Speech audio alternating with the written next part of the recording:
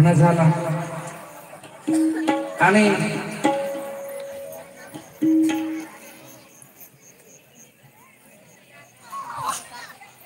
रुक्मिणी माता तिच्या लग्नानंतर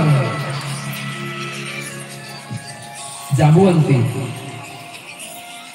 ही जांबुवंताची मुलगी जंगलात राहणाऱ्या स्वराची, परंतु मागच्या जन्माची मात्र इच्छा भगवंत पूर्ण करतो। ही सगळी त्या पांडुरंगाची लीला आहे, त्याच्या कृपेशिवाय काहीही होऊ शकत नाही।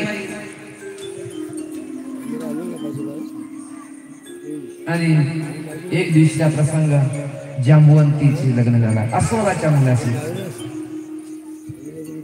त्रेतायुगामध्ये जांबुवंताची इच्छा होती की प्रभू माझ्याशी तुम्ही काय करा, युद्ध करा, हातापाय करायची इच्छा होती, परंतु जांबुवंताच्या मदतीने समोरचे कार्य करायचे होते त्रेतायुगामध्ये, त्यामध्ये करता आला नाही। मात्र ती आठवण भगवंतांनी करून दिली आणि जांबुवंताची इच्छा पूर्ण झाली। आणि अंतकाळी मात्र जांबुवंताने म्हटलं की हो, माझी इच्छा आहे, माझ्या मुलीचा तुम्ही स्वीकार करा। जांबुवंताने सांगितलं, भगवंताने बोलावलं आणि जो साम्यंतक नावाचा मणी आहे तो हुंडा म्हणून जांबुवंताने दिला। आणि दररोज सोना द्यायचा, सोना, साडी बिडी लावलेली अस्वल, देवाचा लग्न झाला अस्वला सोबत। अस्वलाचे केस कसे पूर्ण नका आपण कसा पाहू शकत नाही, जवळ जाऊ शकत नाही, परंतु दिनाचा दयाळ माझा पांडुरंग परमात्मा त्या ठिकाणी घरी घेऊन आले। आता घरी पहिली पत्नी आहेस रुक्मिणी माता, बघ तू आपल्या शरीराचा कोणताही भाग दिसू द्यायचा नाहीस, अशी साडी लावली महाराज, पूर्ण त्याग बंद। रुक्मिणी मातेला वाटला हो कोण आहे, घरी गेल्यानंतर आई वडील वगैरे विचारतातच कोण आहे, अरे पहिली असताना दुसरी कशाला करणार केलास असे म्हणणारे आहेतच, परंतु मायबाप एवढ्यावरच थांबतील, पण बायको एवढ्यावर थांबणार नाही महाराज।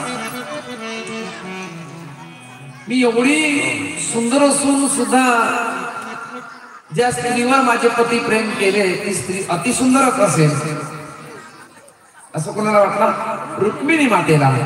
आणि रुक्मिणी मातेनं श्राप दिला, ही किती सुंदर असो पण माझ्यापेक्षा सुंदर असायला नको, पाहिजेच तर ही माझ्यासारखीच असावी, माझ्यासारखी असावी असा रुक्मिणी मातेनं श्राप दिला।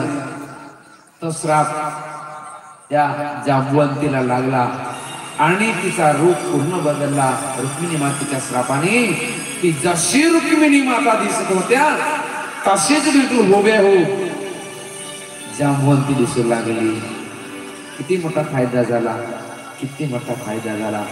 आणि असल्या प्रकारचे जांबुवंती, तिसरा विवाह सत्यभामा, चौथा मित्राविंद्या, पाचवा कालिंदी सोबत झाला, सहावा यज्ञजाती, सातवी लक्ष्मणा आणि आठवी भद्रावती, अशा एकूण लग्नाच्या 8 बायका। लग्नाच्या 8 बायका म्हणजे आता मिळत त्या कशा कशा मिळाल्या हे सांगितलं तुम्हाला थोडक्यात। आणि भौमासुराच्या बंदीखान्यामध्ये, बंदीशाळेमध्ये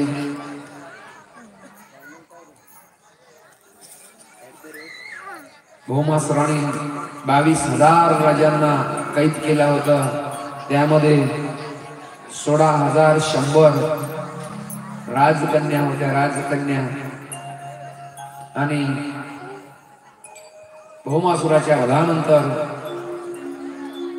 सुटका झाली आणि त्याने सांगितलं की जा तुम्ही आता आपापल्या घरी निसुंकून जा। त्यावेळेस त्या राजकन्या म्हणाल्या काही करू त्या तर काही मध्यम वयाच्या बुद्ध देवा कोण करील, त्यापेक्षा